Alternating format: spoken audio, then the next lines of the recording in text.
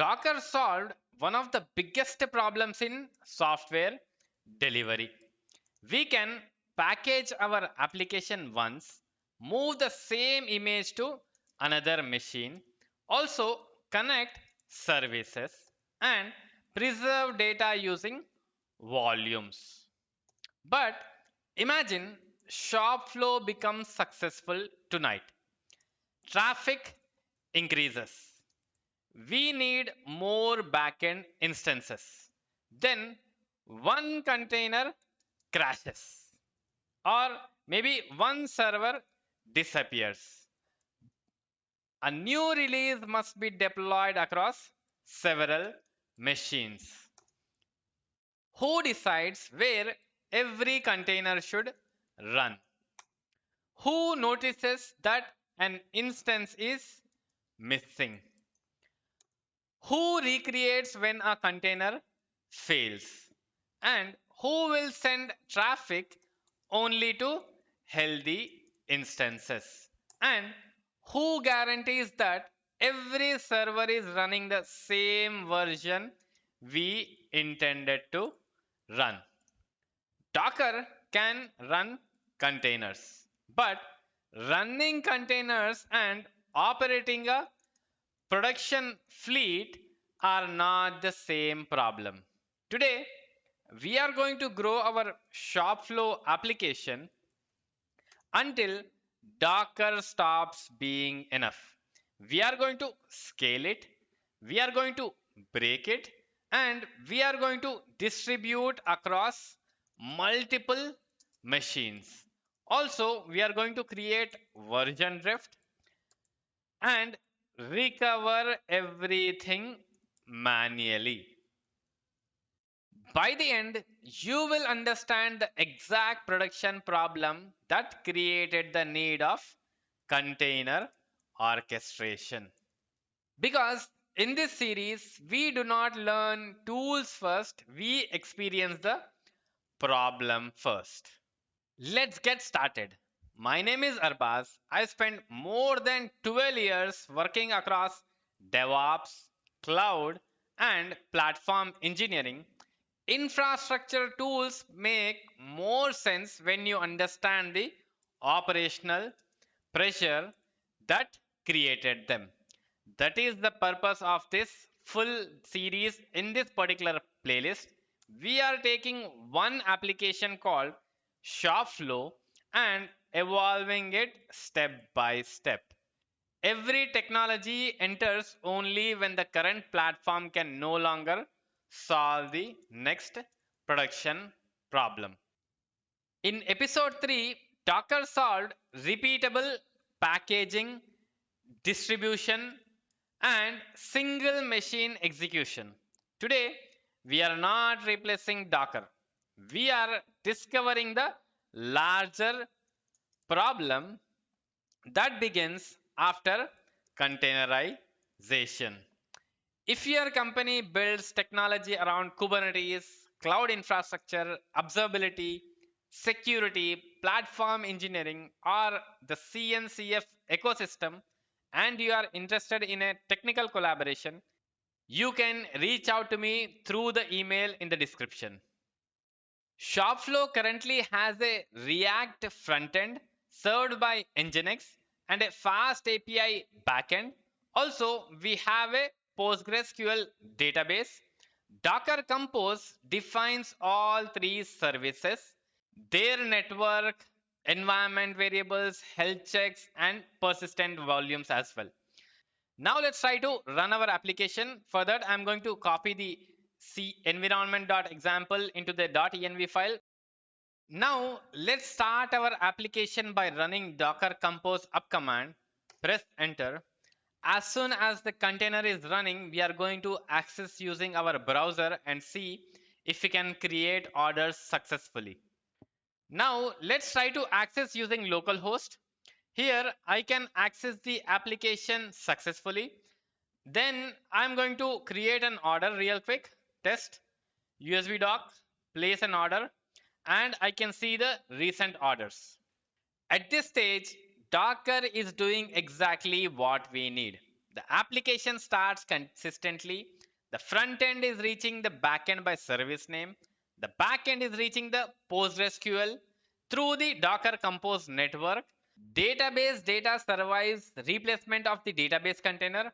For one application, one machine, this is a huge improvement over manual installation. But the business does not care that our compose file is clean. The business only cares about availability, capacity, and safer releases. Imagine traffic increases and one backend process is no longer enough. The immediate answer is to create more backend containers. Let's do that real quick. Docker compose up hyphen d scale backend equal to 3 hyphen hyphen no recreate. That means it will not try to recreate the existing backend container.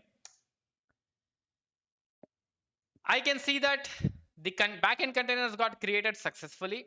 Now I'm going to check that real quick. Yes, I can see 3 different backend containers here. Followed by, let's see if the requests are reaching across 3 different backend containers. For that, I'm running a simple script here. Show load balancing.sh 15 different requests, and I can clearly see requests are routing between different instances. If you see, this is moving across 3 different backend instances.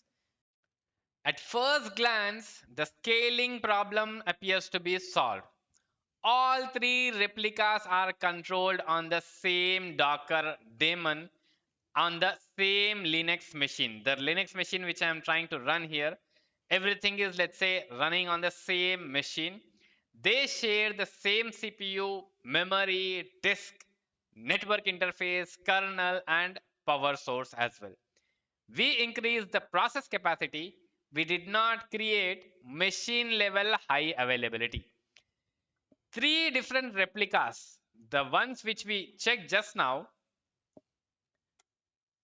these 3 replicas are running on one server can reduce the impact of a single application process failure. If this particular machine loses power, all 3 replicas are going to fail together.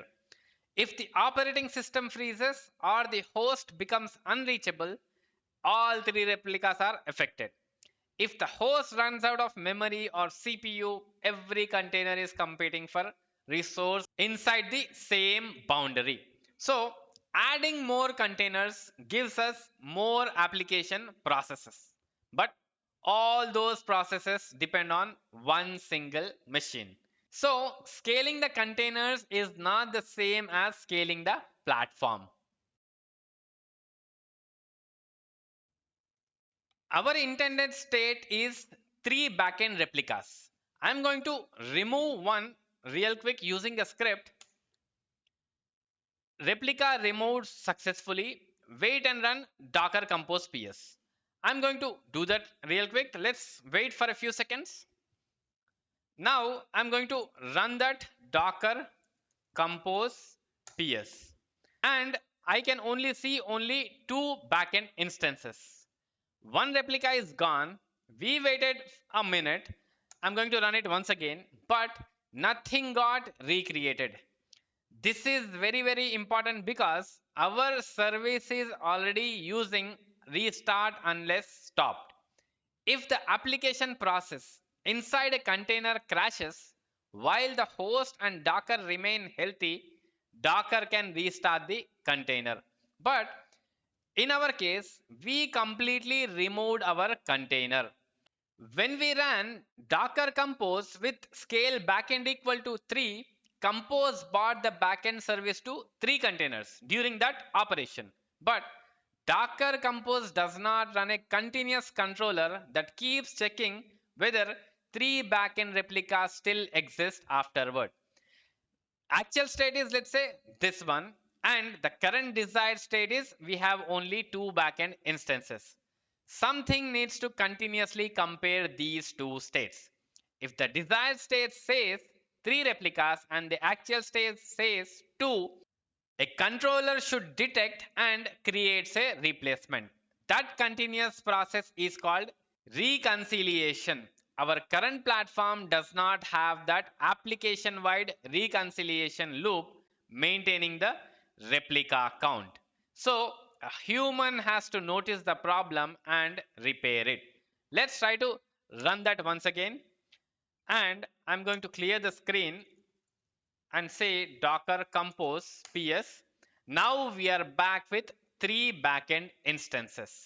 The service recovered because I, as a person, noticed the problem and ran a command. In a lab, this is acceptable. But imagine operating hundreds of services across multiple different machines and waiting for an engineer to notice every missing container and manually recreating. It is not a scalable operating model. Now, let's do another interesting thing. Right now, I have my containers running on the same computer, followed by the network is also on the same machine. The volumes are also on the same machine. I'm going to run this and I can see all the containers, all the network related info, and also the volumes are here. Now, wantedly, I am turning off my Docker desktop and I'm going to show you the real failure using a single machine. So right now I turned off my Docker desktop. I'm going to run curl-i localhost. I get an error saying failed to connect to localhost port 80, couldn't connect to server. So all the containers running on my computer are gone. So I am starting my Docker engine once again. And once the Docker engine is up and running, we can run the docker compose command once again. So all our containers will come back. So the Docker engine started successfully. I'm going to run docker compose up -d and restart our containers. Now I can see our containers are running once again. Yeah, we only see one single backend because I did not specify about the replicas. So our containers are running perfectly fine now. So what is the real lesson about this failure? When the host level runtime disappeared, the whole platform disappeared. To survive the single machine failure, we need multiple machines. This is where we are going to start with our next step. For the infra part, I am going to use DigitalOcean to create multiple virtual machines required for our application. A quick disclosure, I have a relationship with DigitalOcean, and if you use my link in the description, I may earn a referral fee at no additional cost for you. We are going to use Terraform to deploy multiple virtual machines which are required for our ShopFlow application. In this case, I am going to deploy the database, and also we are trying to create private networks so that all the virtual machines can communicate between each other. We are going to deploy application 1 and application 2 and finally a load balancer VM. So in total, we are going to deploy 4 different virtual machines using Terraform. Now we are going to run Terraform apply command so that all the resources are created as per our requirement. I'm going to say Terraform apply, followed by I'm going to provide the DigitalOcean API key, and I can see 7 resources are getting created. I already did the trial, so it looks good. I'm going to say yes. We are going to copy the public IPs so that we can try to use that to connect to the virtual machines. And also we are going to do some copying stuff from our host computer to those virtual machines. The resources got created successfully. I am going to copy all the IP addresses. Majorly, we are going to use public IP addresses to connect to our virtual machines from our host machine. The infrastructure is ready. We have all the virtual machines, private endpoints, and the firewall. Everything is created in the DigitalOcean cloud. Now I'm going to run this single command which will try to copy the full repository from our local machine to every node, and it will try to write the role specific environment files, starts PostgreSQL database, and also start both application nodes waits for readiness endpoints, and finally starts the Nginx on the load balancer. I'm going to enter the password. This is how our architecture looks like now. Users are going to access the Nginx load balancer. Nginx load balancer will try to access the node application 1 and 2 in the backend, and this is going to access the PostgreSQL node. So immediately there are so many new responsibilities now. How does the load balancer discover application nodes? How do apps discover the database? And how do we distribute configuration? Also, how do we guarantee every node runs the same version? Who is going to check the node health? Who places a replacement after a node fails? For this episode, private IPs, compose files, and human actions will answer those questions. That makes the missing platform layer visible. The deployment script started all 4 roles for us. Now we verify what it did. It did a lot of stuff in the background. If you can see, now I'm going to clear the screen, followed by I'm going to run curl command on the public IP address. I get the response here, application node 1, followed by I'm going to run once again application node 2. That means our load balancer is, let's say, working as expected. Now we are going to inspect both application nodes directly. For that, I have to use SSH followed by the key, and I'm going to change directory to this particular directory application and run docker compose ps. Here I get the response. It is up and running fine. Now let's look at the other machine real quick. And I'm going to run this command once again from the same folder. Here, this also looks good 3-4 minutes ago, up and running. And now let's try to run the curl command and try to look for the API instance if it is working locally. Yes, it works locally as well. And final check is, let's say, on the last machine. Here I'm going to once again SSH root @ IP address followed by the curl, and it works. Everything looks perfect. We now have 2 backend instances on 2 different machines. This is a better failure boundary than 3 containers which we had on a single machine. But Compose on application node 1 knows nothing about Compose on application node 2. There is no shared scheduler, cluster state, or controller maintaining 2 replicas. We created the topology manually here. Now let's try to verify Nginx upstream reachability. The load balancer contains both upstream node addresses and proxies towards them. Let's try to verify that if load balancer can reach backend directly. For that, I am once again doing SSH followed by I am trying to run curl command at the IP address, press enter, and I get the response 200. The same I'm going to do with the second upstream address. For that, I'm going to run once again the same command with a different IP address here, 10.0.2. If you look at the output here, instance app node 2 and instance app node 1 requests alternate between these 2 nodes when we hit the load balancer. But the upstream addresses are still maintained manually. We achieved cross-machine load balancing, but the configuration contains manually maintained node addresses. If a node is replaced and receives a new IP address, this configuration becomes stale. Adding or removing capacity also requires editing and reloading Nginx. Nginx distributes traffic. It is not a scheduler or service registry. Now I am going to connect to the application node 2 from my local machine. After connecting, we are going to change our directory to the location where we have this application. For example, I'm going to opt ShopFlow deploy multi-node application.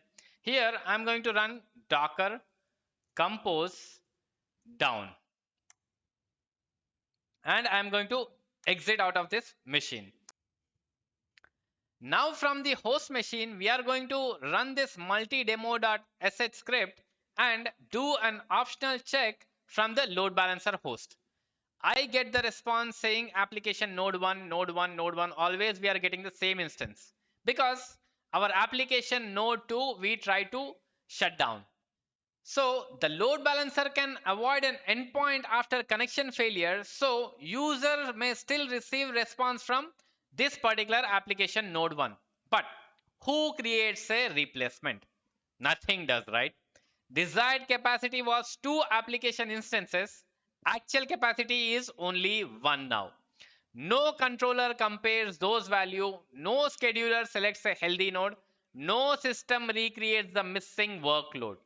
A load balancer can route around a dead endpoint. It cannot restore platform capacity.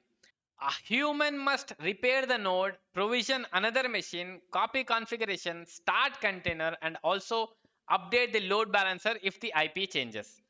For now, as a human, I am going to do that real quick.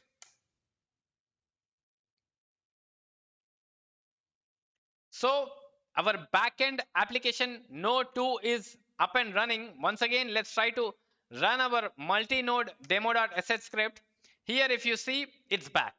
Again, the load balancer is trying to respond because the IP address is same. In our case, I did not delete the virtual machine completely. So we just remove this container and it works. Now, imagine instead of creating a new container, if I try to delete the machine permanently, it will have a new IP address. The backend may be perfectly healthy on the replacement machine, but the load balancer still points to the old address.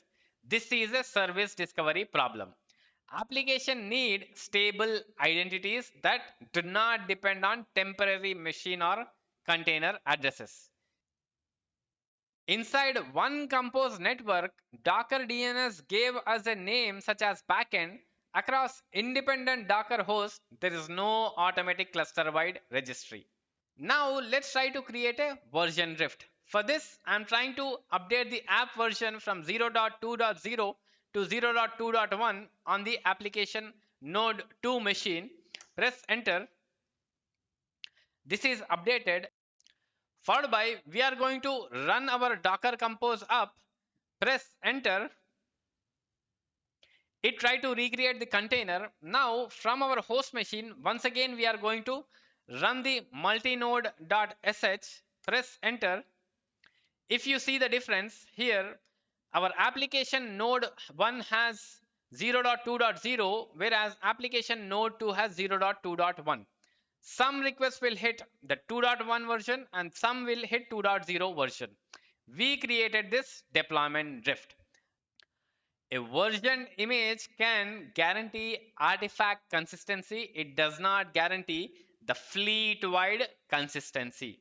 A safe release needs coordination, replace instances gradually, verify health before traffic, stop when the new version fails, roll back when required. Our current method depends on a sequence of SSH sessions and human memory. Suppose we have 10 replicas and 5 machines. Where should each replica run? The decision depends on available CPU, memory, node health, storage, hardware, and placement rules. If a node is full, the next workload will run elsewhere. If a machine fails, its workloads must move to a healthy capacity. If a workload needs a GPU machine, it must reach a GPU node.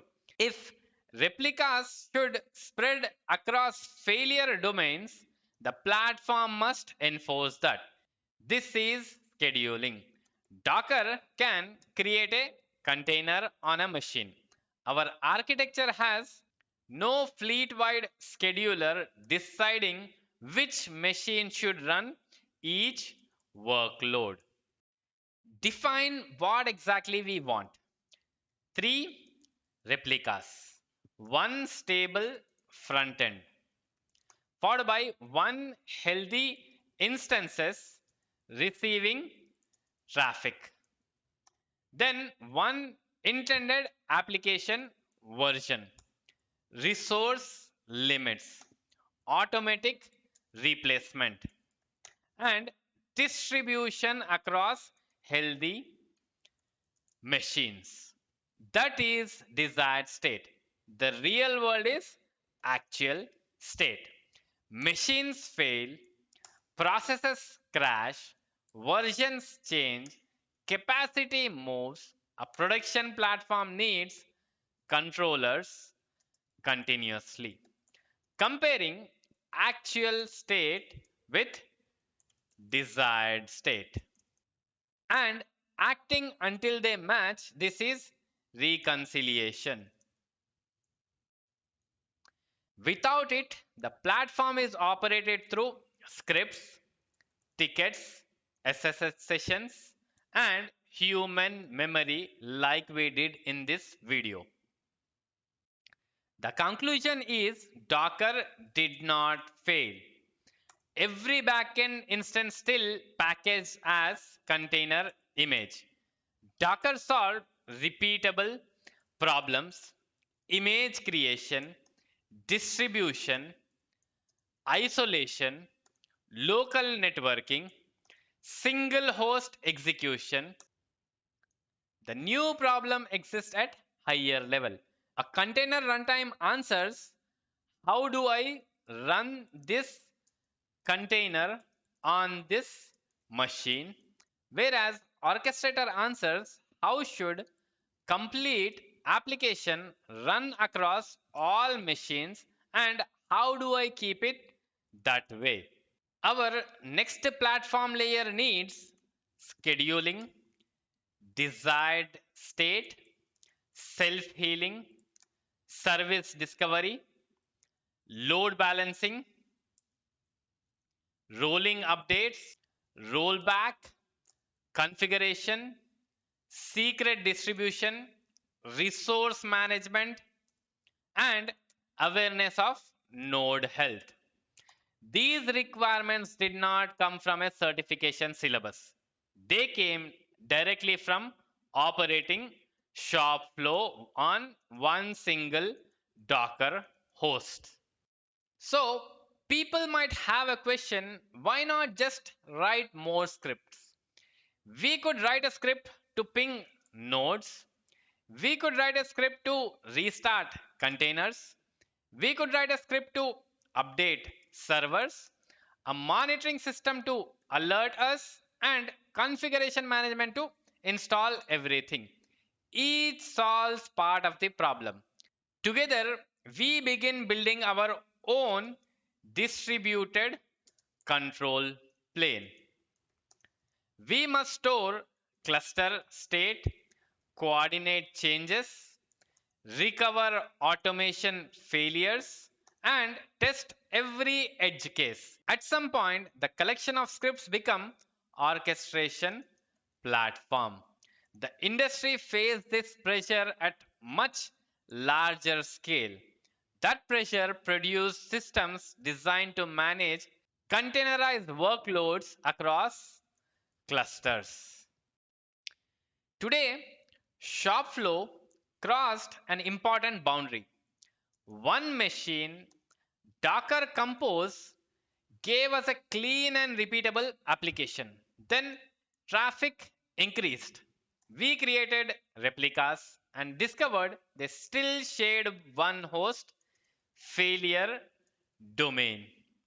We removed a replica and saw that no controller restored the desired count. We distributed the application across multiple different machines and had to manage private IPs, health, memory, configuration, versions, everything we did manually. We created version drift as well, and we saw the absence of scheduling and reconciliation. Docker did not stop being useful for us. Our problem became larger than the Docker was designed to solve. Now we need a system that can accept desired state, schedule workloads across machines, maintain replica counts, expose stable services, coordinate updates. That requirements lead to the next question. Why does Kubernetes exist? In episode 5, we will map every limitation from today to the responsibilities Kubernetes was designed to provide. The source code, exact commands, and lab files are available in the GitHub repository. For hands on production challenges and mentoring, visit my TopMate profile. Thank you for watching. I'll see you in the next video.